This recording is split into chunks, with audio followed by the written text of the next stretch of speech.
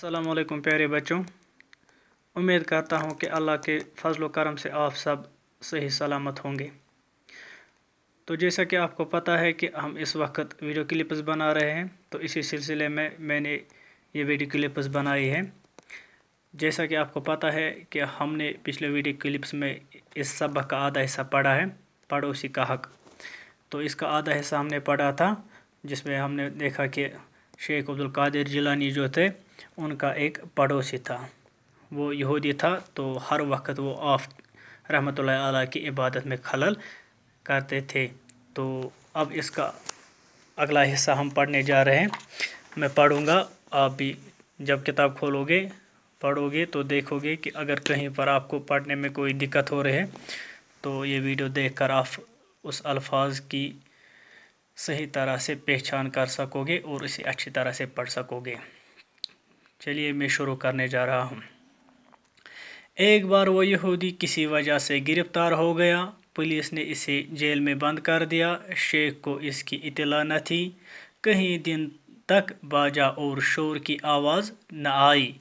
आपने सबब दरियाफ्त किया तो पता चला कि यहूदी हवालात में है। शेख को इस बात का बड़ा अफसोस हुआ कि इनका पड़ोसी इतनी बड़ी बला में गिरफ्तार हो गया और इन्हें खबर तक न हुई। चनाचे फौरन अदालत में हाजिर हुए और हाकिम से कहा कि अगर मेरे पड़ोसी का जुर्म ऐसा है कि जुर्माना देने से माफ़ हो सकता है तो मैं इसके एवज़ जुर्माना अदा करने के लिए तैयार हूँ।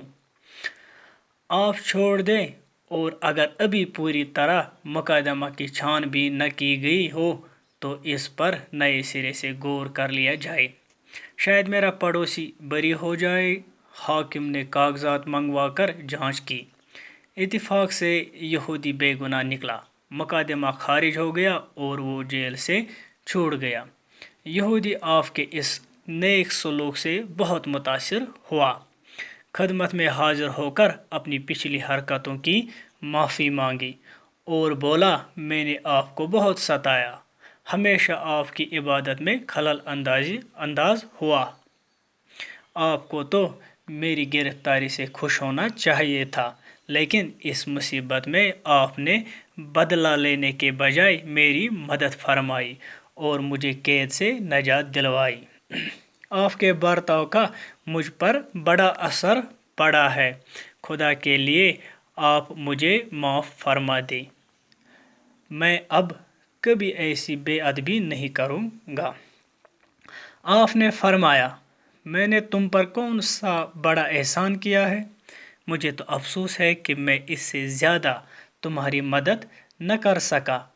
इस्लाम ने तो पड़ोसी का बहुत बड़ा हक बताया है। यह सुनकर वो और ज़्यादा मुतासिर हुआ। इसने कहा, बेशक इस्लाम सच्चा दीन है, मैं अब मुसलमान होना चाहता हूँ। इसके बाद इसने कलिमा पढ़ा और मुसलमान हो गया। बच्चों, इस तरह आपने देखा कि एक पड़ोसी जो था, जो कि यहूदी था, उसके साथ शेख अब्दुल कादिर रहमतुल्लाह अलैह ने अच्छा सलूक किया। उसके अखलाक, हुस्न अखलाक से वो मुसलमान हो गया और बुरे इंसान से एक अच्छा इंसान बन गया। तो इसी तरह हमें भी चाहिए कि अपने पड़ोसी हो या कोई दूर दराज का हो, उसके साथ अच्छा सलूक करना चाहिए ताकि वो हमारे अखलाक के असर से अच्छा बन सके। तो इस तरह हमारा ये लेसन कंप्लीट हुआ। तो नीचे अल्फाज दिए हुए हैं, मैं इनको एक बार आपके लिए पढ़ने जा रहा हूँ।